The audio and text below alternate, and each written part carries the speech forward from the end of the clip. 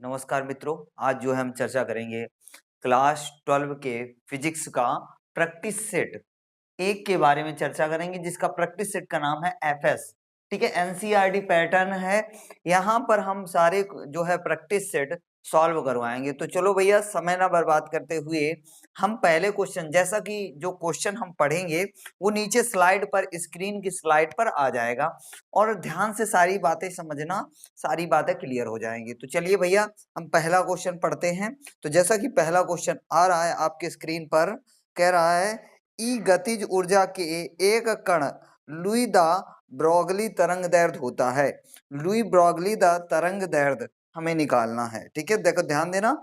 Option, जैसा कि option दिया हुआ है, पहला option lambda is equal to 1/, तो यहाँ पर थोड़ी मिस्टेक सुधारनी होगी। अभी हम जो है इसको सुधार देंगे, यदि यार सुधारने लायक होगा कुछ तो सुधार देंगे। ठीक है, तो यहाँ पर क्या है, lambda is equal to 1/, √2m e। ठीक है, दूसरा है lambda is equal to h/√m e। इसके बाद तीसरा ऑप्शन है lambda is equal to √2m e/h। तीसरा ऑप्शन, चौथा ऑप्शन है lambda is equal to √me/h। तो देखो ध्यान देना, इसमें कौन सा ऑप्शन करेक्ट होगा, तो इसको हम जो है सॉल्व करते हैं। तो जैसा कि हम पूरा ये जब सॉल्व करेंगे तो इसमें हम पूरा क्लियर करवा देंगे। तो पहले का का है, ठीक है, पहले का ऑप्शन कौन सा होगा ये हमें नहीं पता है, तो हम जो है सॉल्व करते हैं। चूंकि हम जानते हैं लेमडा इज इक्वल टू होता है h/p। ठीक है, तो h/p, लेमडा क्या है, तरंग दैर्ध्य, h प्लांक नियतांक, p क्या है, संवेग। तो यहाँ पर चूंकि हमें पता है कि संवेग बराबर क्या होता है, संवेग जो होता है वो संवेग क्या होता है अभी हम समझेंगे, बट पहले हम समझ लेते हैं k इज इक्वल टू, यानी गतिज ऊर्जा। अभी ध्यान देना कैसे कन्वर्ट होगा। गतिज ऊर्जा जो होती है वो, उसके लिए फार्मूला क्या होता है, ½ mv² होता है कि नहीं होता है। अब देखो, यदि अगर यहाँ पर हम क्या m का गुणा और m का भाग करा दें, ध्यान देना, m का गुणा m का भाग करा दें, तो क्या हो जाएगा, ½ m²v², अपान m आ जाएगा। ध्यान देना, m²v², ध्यान देना। अब चूंकि हम जानते हैं कि p बराबर क्या होता है, mv होता है। क्या होता है, संवेग बराबर द्रव्यमान इंटू वेग।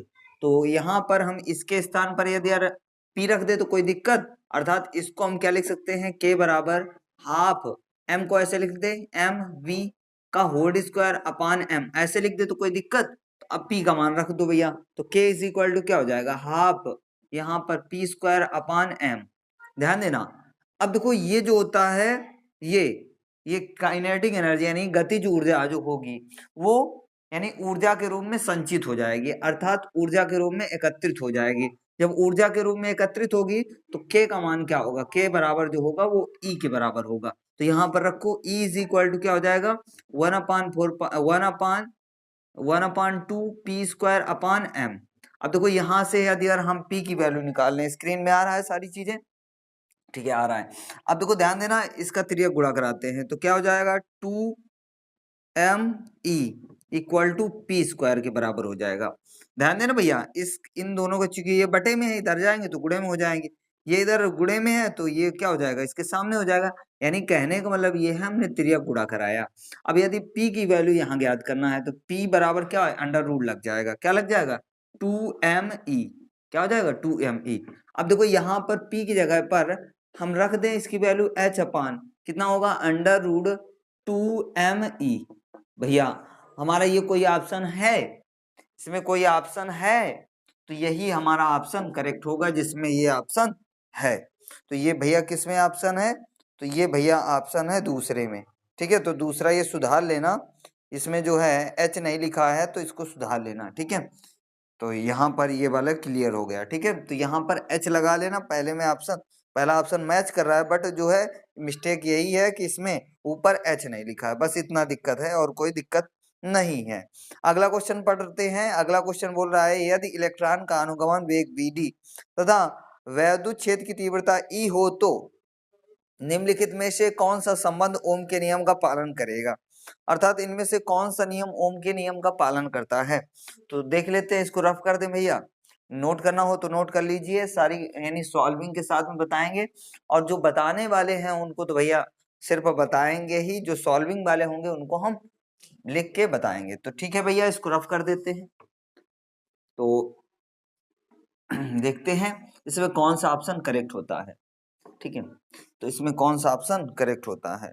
तो यहाँ पर देखो, आप पहला ऑप्शन है VD प्रोपोर्शनल ई स्क्वायर, दूसरा ऑप्शन है VD इज इक्वल टू नियतांक, उसके बाद तीसरा है VD प्रोपोर्शनल ई, और VD अगला है चौथा number VD proportional under root ई।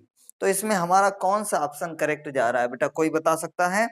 आपके लिए समय शुरू होता है, आप जो है बता सकते हैं। ठीक है, मात्र 2 सेकंड का 5 सेकंड का समय देंगे, तो आप बता सकते हो। ठीक है, बता दो, पता है किसी को? भैया इसमें देखो कौन सा ऑप्शन करेक्ट होगा, इसमें थर्ड ऑप्शन करेक्ट होगा, खा में थर्ड ऑप्शन करेक्ट होगा। थर्ड ऑप्शन क्या है? VD प्रोपोर्शनल ई। ठीक है, VD प्रोपोर्शनल, VD क्या है? अपवाह वेग। क्या है? अपवाह वेग। और ई क्या है? ई क्या है? ई क्या है भैया? तीव्रता है, किसकी? वैद्युत क्षेत्र की तीव्रता। अपवाह वेग या अनुगमन वेग भी बोला जाता है, ये मिस्टेक में मत रहना, इसे अपवाह वेग या अनुगमन वेग भी कहा जाता है, तो याद रखना इन बातों को। ठीक है, तो इसका ये सही होगा। इसके बाद कह रहा है ग नंबर कह रहा है प्रकीर्णित अल्फा कण का पथ होता है वृत्ताकार, परवलयाकार, दीर्घ वृत्ताकार, अति परवलयाकार। तो भैया कैसा होता है अल्फा कण? भैया बताओ, ग नंबर है अल्फा कण का जो पथ होता है, अल्फा कण का पथ कैसा होता है भैया? अल्फा कण का पथ कैसा होता है? ये भैया 5 सेकंड आपको दिए जा रहे हैं। ठीक है, बता सकते हैं, जो जो भी बता सकते हैं तो बता दीजिए भैया, किसको पता है? जिसको पता हो बता दीजिए, इसमें कौन सा ऑप्शन करेक्ट होगा। ऑप्शन हमने पढ़ दिए हैं, आप जो है बता सकते हो। तो भैया आप लोगों का जो है कौन सा करेक्ट होगा? चौथा करेक्ट होगा। चौथा क्या है? अति परवलयाकार। अति परवलयाकार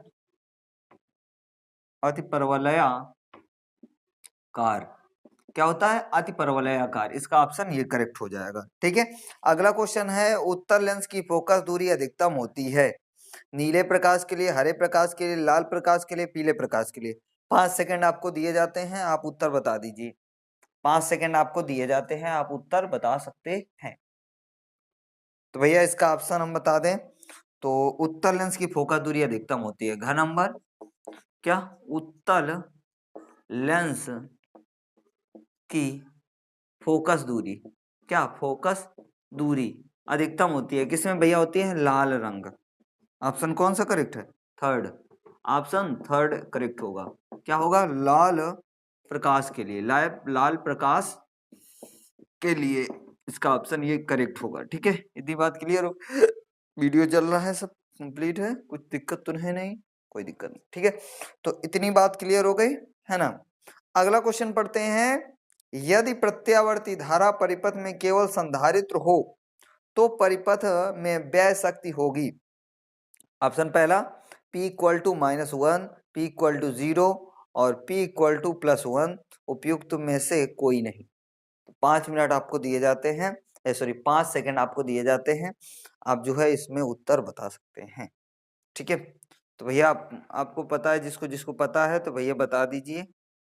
ठीक है, बता सकते हैं। तो इसमें क्या होगा? P equal to 0। क्या होगा? P equal to 0। अंगा नंबर में कौन सा करेक्ट होगा? अंगा नंबर में P इक्वल टू 0। इसका ऑप्शन कौन सा? सेकंड ऑप्शन करेक्ट होगा। ठीक है, इसके बाद अगला पढ़ते हैं। ठीक है, 1 मिनट वेट कीजिए। अगला क्वेश्चन गया कहाँ? यही है ना। अगला क्वेश्चन 6 नंबर क्वेश्चन पढ़ते हैं। 6 नंबर क्वेश्चन क्या बोल रहा है? 6 नंबर बोल रहा है, दो बिंदु आवेशों को वायु में एक निश्चित दूरी पर रखने पर उनके बीच 80 न्यूटन का बल कार्य करता है, यानी F का मान 80 न्यूटन है। यदि इन्हीं आवेशों को एक परावैद्युत माध्यम में इतनी ही दूरी पर रखा जाता है तो इन पर 8 न्यूटन बल कार्य करता है, तो माध्यम का परावैद्युतांक ज्ञात कीजिए।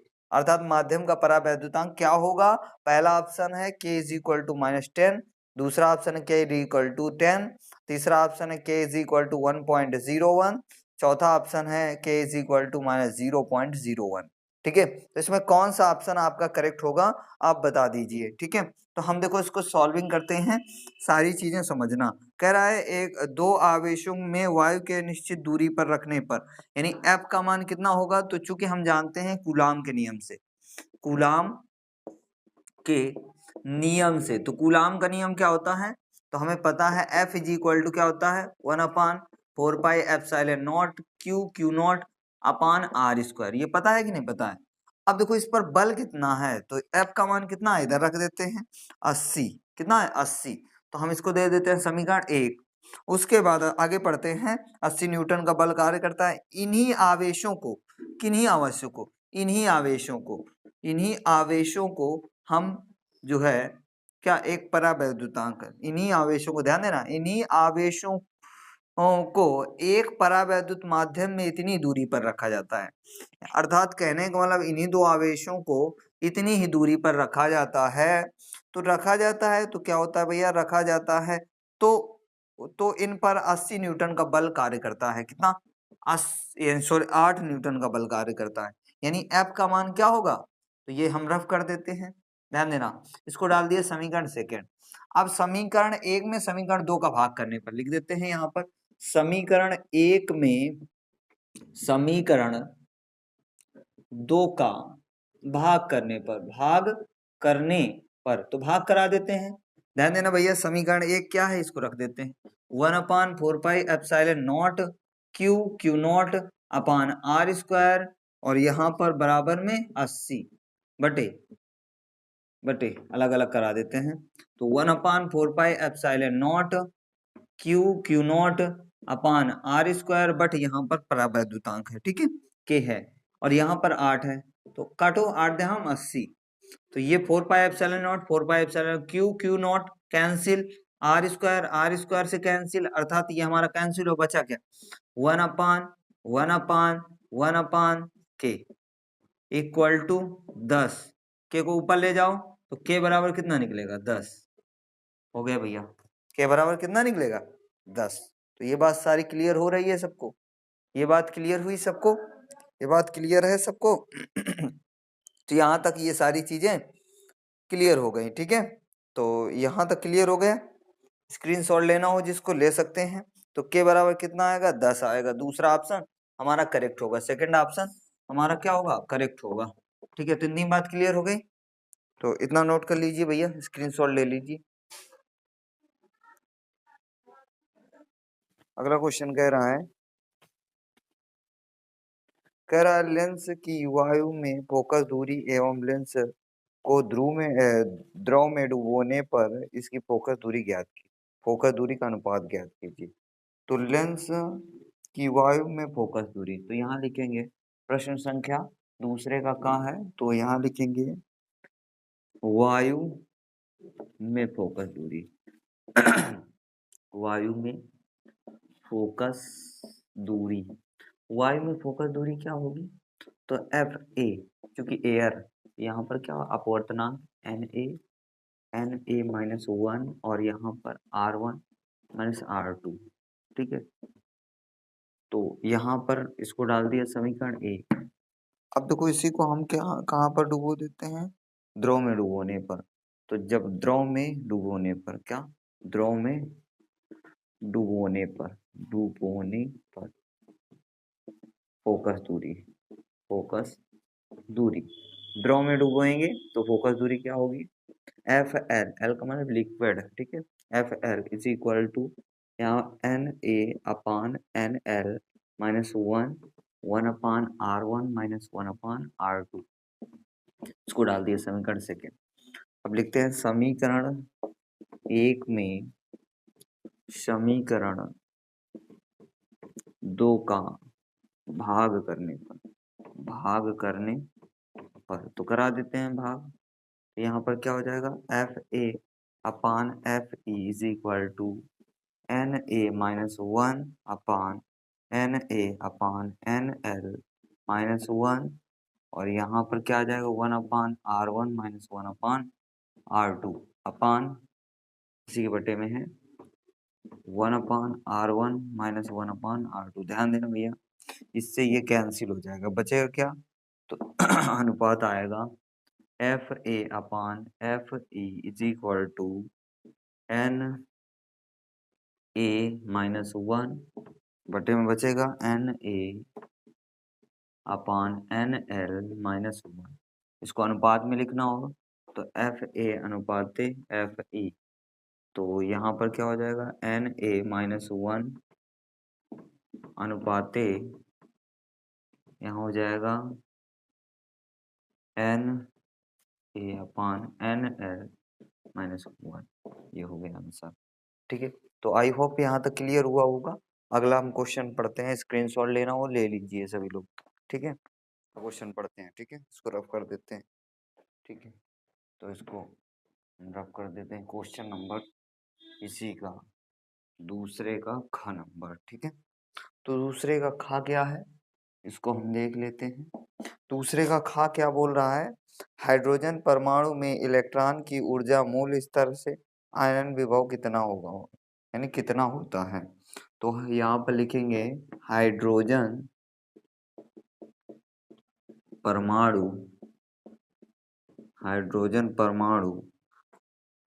में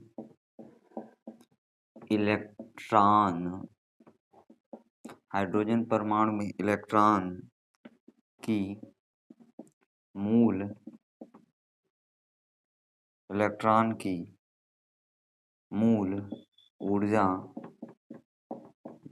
ऊर्जा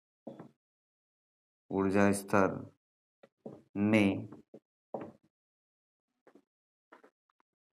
आयनन विभव 13.6 वोल्ट होता है। ये भैया हो गया। ठीक है, तो हाइड्रोजन वो इस पूरा क्वेश्चन हमने नोट किया है, सिर्फ 13.6 वोल्ट हमने जोड़ा है। ठीक है, हाइड्रोजन परमाणु में इलेक्ट्रॉनों की मूल ऊर्जा स्तर में आयनन विभव होता है 13.6 वोल्ट। अगला क्वेश्चन पढ़ते हैं, प्रश्न संख्या दूसरे का ग नंबर क्या कह रहा है, इसको पढ़ देते हैं। विद्युत चालकता की परिभाषा एवं विमीय सूत्र लिखिए। तो सबसे पहले हम बात करते हैं विद्युत चालकता की परिभाषा। उत्तर लिखते हैं, यहाँ उत्तर हेडिंग डालते हैं विद्युत चालकता। परिभाषा क्या होगी, प्रतिरोध के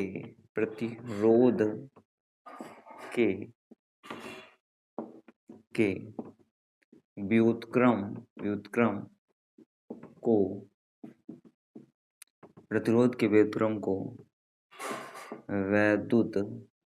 विद्युत बोल सकते हैं, विद्युत चालकता व्युत्क्रम को विद्युत चालकता कहते हैं। इसे प्रदर्शित करते हैं, इसे विद्युत चालकता रहने देते हैं। इसमें लिखते हैं इसका मात्रक क्या होता है। तो इसका मात्रक होता है ओम इनवर्स। क्या होता है, ओम इनवर्स। विमा क्या होती है, यानी विमीय सूत्र।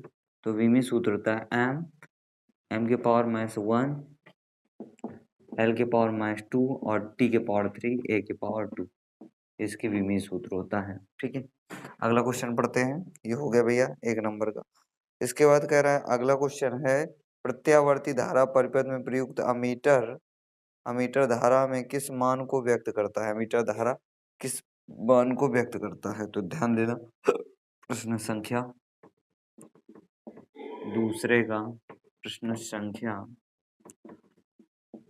दूसरे का घा क्या उत्तर बोल रहा है, ध्यान से समझते हैं। उत्तर क्या बोल रहा है, तो यहाँ लिख देते हैं क्या, प्रत्यावर्ती। देखो कितना छेपना है इसी से। प्रत्यावर्ती धारा परिपथ प्रत्यावर्ती धारा परिपथ में प्रयुक्त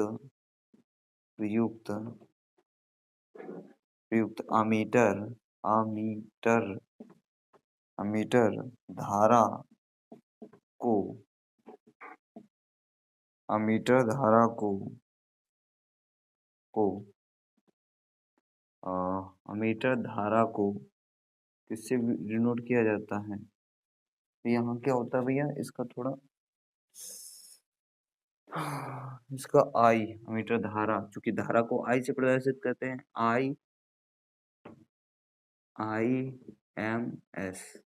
IMS का फुल फॉर्म क्या होता है?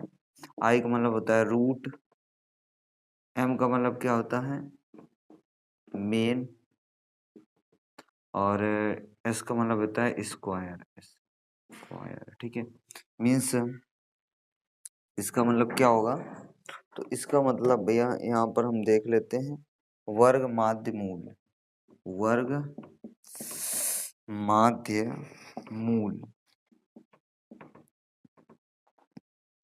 को व्यक्त करता है। ठीक है, ये हो गया भैया, ये इतना लिखना था, बाकी इसमें कुछ विशेष नहीं था। अब भैया देखो, रूट मीन स्क्वायर, तो इसका मतलब वर्ग माध्य मूल। ठीक है, इसको हिंदी में ये बोला जाता है। अगला क्वेश्चन पढ़ते हैं, स्क्रीनशॉट ले लो भैया, स्क्रीनशॉट ले लीजिए जिसको जिसको, इसके बाद आगे हम चलते हैं। ठीक है, तो नोट कर लीजिए, कर दे। ठीक है, रब कर देते हैं। ठीक है,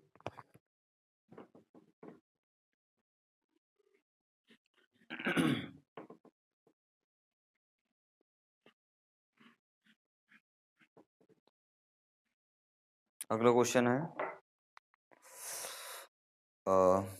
घ नंबर, सॉरी अंगा नंबर की घ नंबर, अंगा नंबर। ठीक है, अंगा नंबर, देखते हैं इसका उत्तर। क्वेश्चन क्या है, क्वेश्चन पढ़ देते हैं पहले। होल पर कितना आवेश होता है? पीएन संधि डायोड का परिपथ संकेत बनाइए। परिपथ संकेत बनाना है। ठीक है, तो सबसे पहले हम बात, होल पर कितना आवेश होता है, तो यहाँ लिखते हैं होल पर आवेश कितना होता है?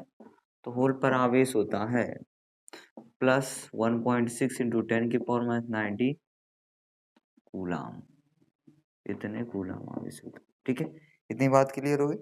इसके बाद कह रहा है इसका परिपथ बनाना है, पीएन संधि डायोड। क्या? पीएन संधि डायोड, तो ध्यान से समझना। जी भैया, बन गया। ठीक है, ये P और ये N संधि है, तो P N संधि डायोड भी बन गया। अब एक लास्ट क्वेश्चन बचता है, उसको भी समझा देते हैं, इसके बाद ये चैप्टर खत्म, यानी ये सेशन को खत्म करते हैं। अब प्रश्न संख्या एक लास्ट है, संख्या दूसरे का 4 नंबर। ठीक है, तो इसका उत्तर क्या होगा समझ लेते हैं, बहुत ध्यान से समझना। क्या कह रहा है?